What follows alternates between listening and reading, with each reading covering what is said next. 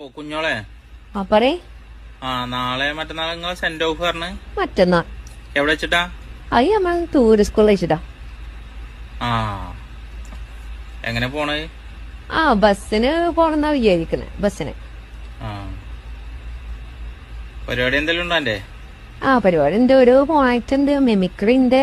2 mimicry ഒക്കെ ഉണ്ട്. പിന്നെ പാട്ടൊക്കെ പാടുന്നത് വിചാരിക്കുന്നുണ്ട്. അന്ന് പരിപാടി ഞാനൊന്ന് കേക്കട്ടെ, റിഹേഴ്സൽ എടുത്തോ? ആദ്യം മെമിക്രിയാണ് കേട്ടോ. നേരെ ഉസ്താദെ, കുഞ്ഞോള് മദ്രസ പോയിട്ടില്ല. മീൻ വെട്ടുകാരനായിരുന്നു എന്റെ ഉപ്പ. മീൻ വെട്ടിയപ്പോൾ ഒരു കഷ്ണം മീൻ താഴെ പോയി അതിനെ പിടിച്ച പൂച്ചയെ അറഞ്ചം പുഴഞ്ചം തച്ച് തള്ളിയിട്ടു. അന്ന് എനിക്ക് 3 വയസ്സാണ്. 3 വയസ്സ്. പൂച്ചയുടെ ഉടമ വന്ന് ഉപ്പാനെ തച്ച് അറഞ്ചം പുഴഞ്ച തച്ച്.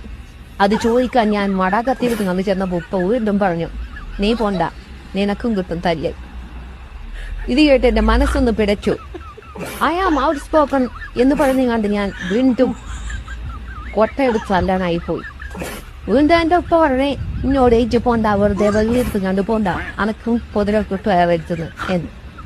അപ്പോൾ ഞാൻ പഠിച്ചാൻ ഇറങ്ങിയതാണ് കുംഫു, കടലി, ഓട്ടം തുള്ളൽ, ഓട്ടം ചാട്ടം എല്ലാം. ഓട്ടം തുള്ളൽ എന്ന് പറഞ്ഞാൽ ഓട്ടത്തിനിടക്ക് തുള്ളുന്നതിനെയാണ് ഓട്ടം തുള്ളൽ എന്ന് പറയുന്നത്. മനസ്സിലായോ?